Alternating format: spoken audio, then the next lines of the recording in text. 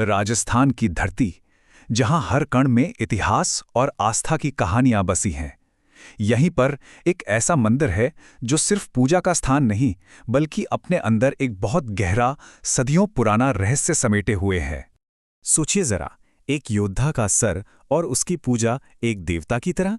ये बात सुनने में ही कितनी अजीब लगती है ना? यही तो खाटू श्याम मंदिर का सबसे बड़ा रहस्य है। पर यह विरोधाभास आया कहां से? चलिए आज इसी कहानी की गहराइयों में उतरते हैं। उन्हें एक बहुत ही खास नाम से जाना जाता है, हारे का सहारा।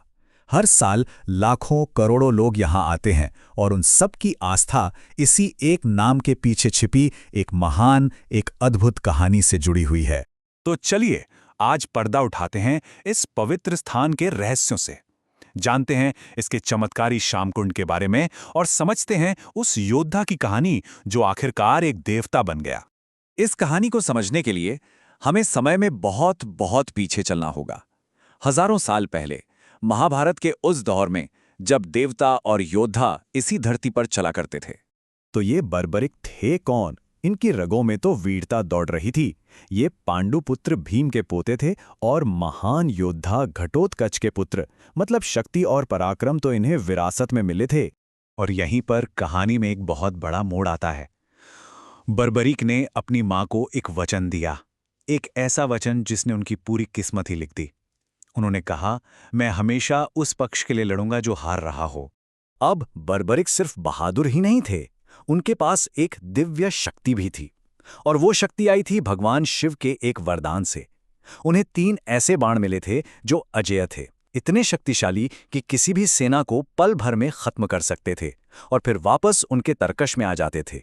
अब कहानी उस मोड़ पर आ पहुंचती है जहां बर्बरिक की शक्ति और उनके वचन दोनों की सबसे बड़ी, सबसे कठिन परीक्षा होने वाली थी। ये उनके जीवन का वो पल था जिसने सब कुछ बदल दिया।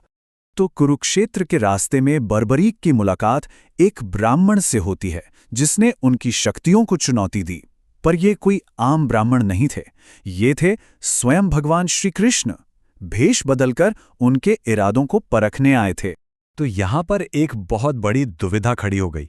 देखिए, बर्बरिक का वचन था कि वो हारती हुई सेना का साथ देंगे। अब जरा सोचिए, अगर वो ऐसा करते तो युद्ध का क्या होता? वो एक पक्ष से दूसरे पक्ष में जाते रहते और अंत में दोनों सेनाओं का विनाश हो जाता, कोई नहीं बचता।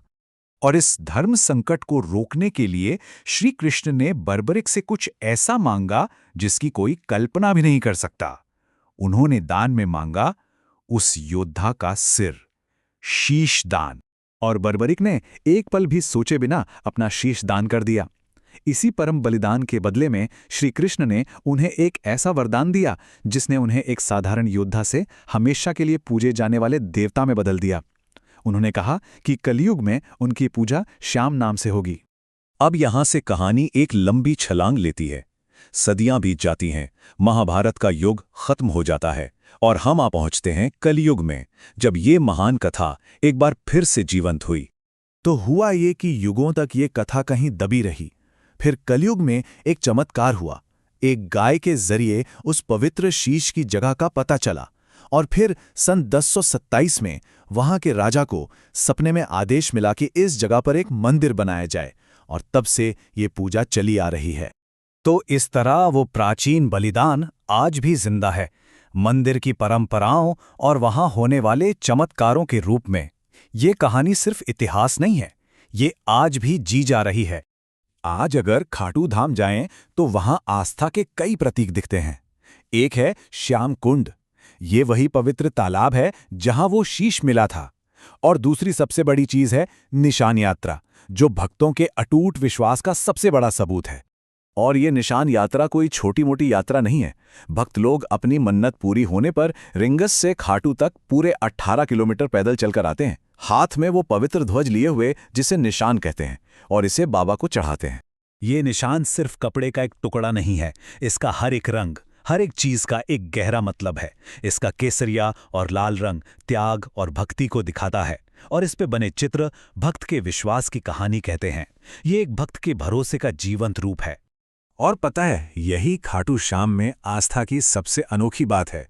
लाखों लोग यहाँ आते हैं और कई तो मन्नत पूरी होने का इंतजार भी नहीं करते, पहले ही निशान चढ़ा देते हैं। ये वो भरोसा है जो कुछ पाने से पहले ही सब कुछ सौंप देता है।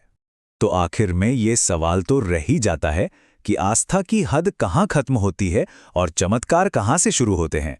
खाटू श्याम की कथा हमें शायद इसी सवाल के जवाब के और करीब ले जाती है, एक ऐसे रहस्य के पास जो आज भी लाखों दिलों में जिंदा है।